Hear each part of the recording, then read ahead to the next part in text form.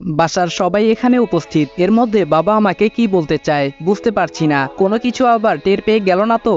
বাবা বলল, শোনো রাজ, তুমি আমাদের এই বাড়িতে থাকো, কিন্তু তুমি কি করো কিছুই আমরা জানি না। তুমি বলো না, তাই আমরা জানতেও চাই না। তবে আমরা মনে করি তুমি খারাপ কিছু করো না, সেই ভরসা আছে, কারণ মিজান কোনো ভুল মানুষের জন্য আবদার করবে না। আমি বললাম, ভরসা রাখতে পারেন। বাবা বলল, তবে আসল কথাটাই বলা হয়নি তো এখনো। আমি বললাম, জি বলুন।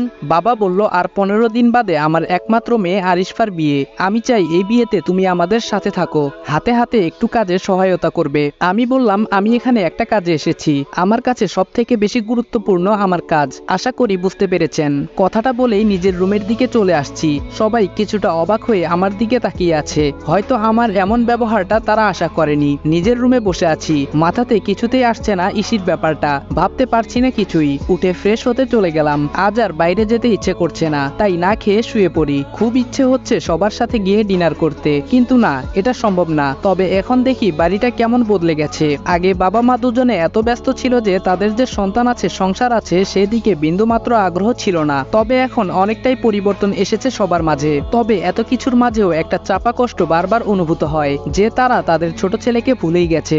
এসব ভাবতে ভাবতে কখন যে চোখ লেগে যায় টের পাইনি। হঠাৎ করে ঘুম ভেঙে যায়। ঘড়িতে তাকিয়ে দেখি 3:30 বাজে। তাই উঠে চলে গেলাম ওয়াশরুমে। সেখান থেকে অজু করে এসে তাহাজ্জুদের সালাত আদায় করে উঠে বসলাম।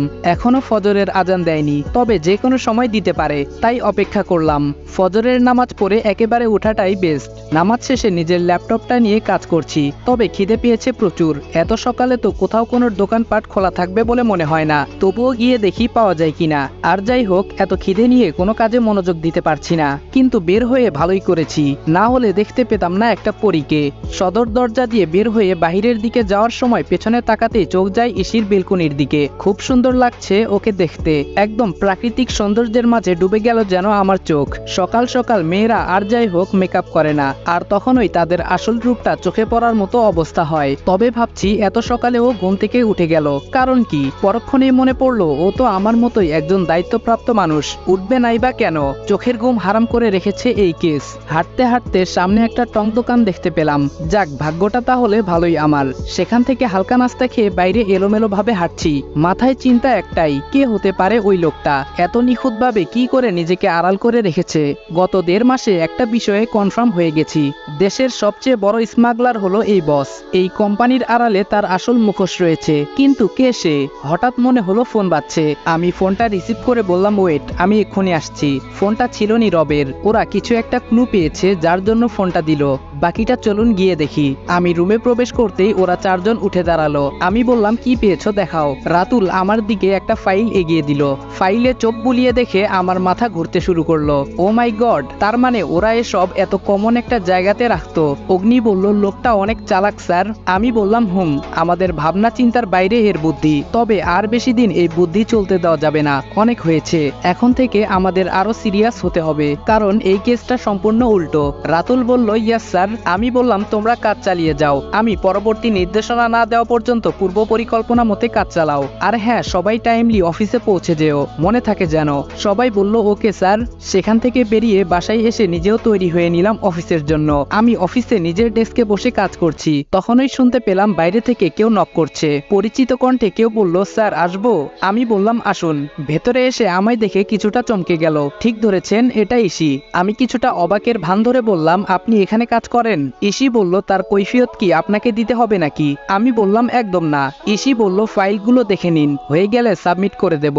আমি ফাইলগুলো নিয়ে একটু চোখ বুলালাম, আর চোখে চেয়ে দেখি ও অন্যদিকে মন দিয়ে রেখেছে। আমি ভাবছি কত নিখুঁত অভিনয় করে চলেছে, বলতে গেলে আমার থেকেও এক ধাপ এগিয়ে। এখন মনে হচ্ছে আমাদের প্রফেশন চেঞ্জ করে অভিনয় জগতে ঢুকে গেলে অল্প দিনেই ফেমাস হয়ে যেতে পারবো। আমি বললাম, এই যে নিন। কোনো সাড়া নেই। আমি বললাম, ও হ্যালো, কি ভাবছেন? ইসি বলল, আই এম সরি, খেয়াল করিনি। আমি বিড়বিড় করে বললাম, এত চরিত্র একসাথে প্লে করলে মনে থাকবেই বা কি করে? ইসি বলল, কিছু বললেন? আমি বললাম, কই না তো। ইসি বলল, ওকে, থ্যাংক ইউ। আমি বললাম, ইসি বলল, আসছি। কথাটা বলেই চলে গেল। আমি ওর যাওয়ার দিকে তাকিয়ে রইলাম। আচ্ছা, ওর কি আদিবের কথা মনে আছে, নাকি বাকিদের মতো সেও ভুলে গেছে? কথাগুলো ভাবতেই চোখের কোণে পানি চিকচিক করে উঠল। হঠাৎ কেউ বলে উঠল, স্যার আসবো? তাকিয়ে দেখি আয়াস দরজার সামনে দাঁড়িয়ে আছে, চেহারায় একটা চাঞ্চল্যের ভাব।